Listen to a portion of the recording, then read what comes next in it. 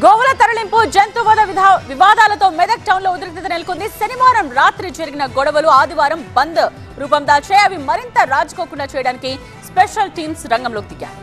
గోవుల తరలింపును అడ్డుకోవడానికి ఒక వర్గం ప్రయత్నించగా మరో వర్గం వారితో గొడవకు దిగింది. దీంతో వాగ్వాదం చెలరేగి రెండు వర్గాల మధ్య ఘర్షణ జరిగింది. పరస్పర దాడుల్లో పలువురికి గాయాలయ్యాయి. పోలీసులు ఇరు వర్గాలను చెదరగొట్టి పరిస్థితిని అదుపులోకి తెచ్చారు.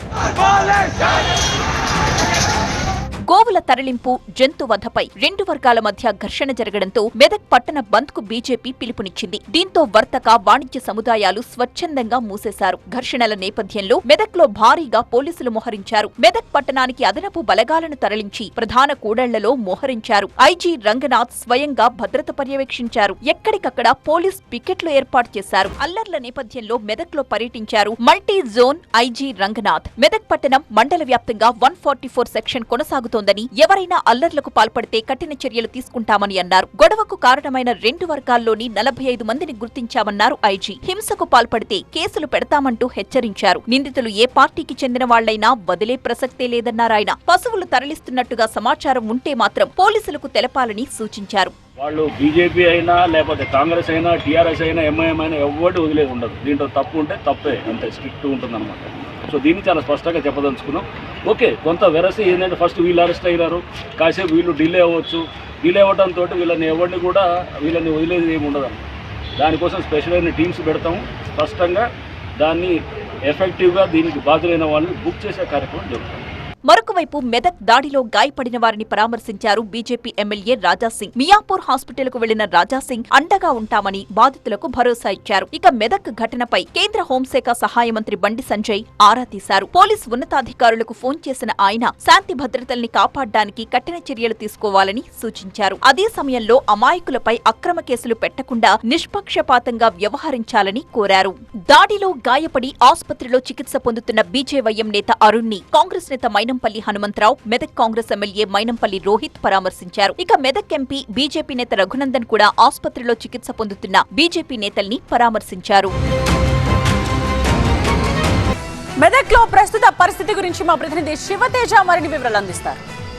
మెదక్లో ప్రశాంత వాతావరణం నెలకొందనే చెప్పాలి. మొన్న సాయంత్రం జరిగినటువంటి అల్లర నేపథ్యంలో కూడా నిన్నటి వరకు కూడాను మెదక్లో ఒక టెన్షన్ వాతావరణం అయితే ఉంది. ఈరోజు అదంతా కూడా కొంత తగ్గుముఖం పట్టిందని చెప్పాలి. ఎందుకంటే శనివారం సాయంత్రం ఏదైతే పశువుల జంతువధ విషయంలో వచ్చినటువంటి రెండు వర్గాలకు సంబంధించినటువంటి గొడవ చిలికి గానవాలుగా మారింది. పెద్ద ఎత్తున ఉద్రిక్త వాతావరణం ఏర్పడిందని చెప్పాలి. శనివారం సాయంత్రం నుంచి నిన్నటి వరకు కూడాను, నిన్న మధ్యాహ్నం వరకు కూడాను ఆ ఉద్రిక్తత అలాగే కొనసాగిందని చెప్పాలి. ప్రస్తుతానికైతే ప్రశాంత వాతావరణం నెలకొంది. అయితే నిన్నటి నుంచి కూడా ఏదైతే శనివారం సాయంత్రం గొడవ జరిగిన క్రమంలో పోలీసులంతా కూడా అలర్ట్ అయ్యారని చెప్పాలి. ఎందుకంటే ఐజీ రంగనాథ్ కూడా మెదక్కు అదే రోజు చేరుకోవడం జరిగింది.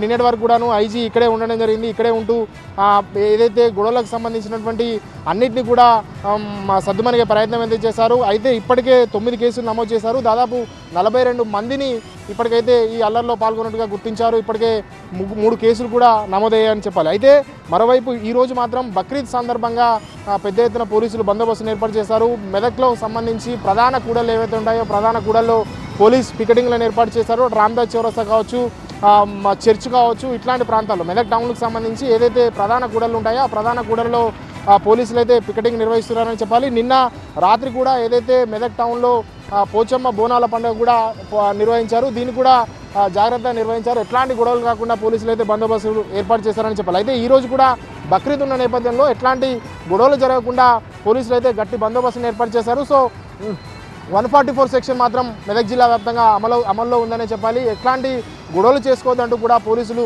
విన్నవిస్తున్న పరిస్థితి అయితే ఉంది. మరోవైపు ఏదైతే సోషల్ మీడియాలో రెచ్చగొట్టే ప్రయత్నం చేసేటువంటి పోస్టులు కూడా పెట్టొద్దంటూ ఇప్పటికే పోలీసులు ఆదేశాలు జారీ చేసిన పరిస్థితి. అట్లాంటి వారిపైన కూడా ప్రత్యేకంగా నిఘాను ఏర్పాటు చేశామంటూ కూడా చెప్పడం జరుగుతుంది. మరోవైపు ఈరోజు ఏదైతే నిన్న అరెస్టులు జరిగాయో అరెస్టులు నిరసిస్తూ ఈరోజు మెదక్ జిల్లా బంద్కు బీజేపీకి పిలుపునిచ్చింది. నిన్న కూడా మెదక్ టౌన్కు బీజేపీ పార్టీ పిలుపునిచ్చిన నేపథ్యంలో నిన్న బంద్ ప్రశాంతంగా కొనసాగింది. అయితే ఈరోజు నిన్న ఏదైతే అరెస్టు చేశారో 9 మందిని అరెస్టులు అక్రమ అరెస్టులు అంటూ బీజేపీకి సంబంధించినటువంటి హిందూ వాహిని కావచ్చు, విశ్వ హిందూ పరిస్థితి కావచ్చు, బీజేపీ కావచ్చు, ఇవన్నీ కూడా ఈరోజు మెదక్ జిల్లాకు బంద్ను పిలుపునివ్వడం జరిగింది. ఆ బంద్ కూడా ప్రశాంతంగా కొనసాగుతుంది. ఎట్లాంటి గొడవలు పెట్టుకోవద్దు, చట్టాన్ని చేతిలోకి తీసుకోవద్దు అంటూ కూడా పోలీసులు ఇరు వర్గాలకు కూడా సంధానించిన పరిస్థితి. అటు పండుగలు కూడా ప్రశాంత వాతావరణం జరుపుకోవాలంటూ కూడా చెప్పిన పరిస్థితి. ప్రస్తుతానికైతే మెదక్ అంతా ప్రశాంతంగానే ఉన్నారని చెప్పాలి. మొన్న జరిగినటువంటి అల్లర్ల నుంచి ఈరోజు మెదక్ ప్రశాంత వాతావరణంలోనే ఉందని చెప్పాలి. ఇక ఏదైతే బంద్ కాల్ పిలుపునిచ్చారో ఆ బంద్ కూడా జిల్లా వ్యాప్తంగా కూడా ప్రశాంతంగానే కొనసాగుతుందని చెప్పాలి.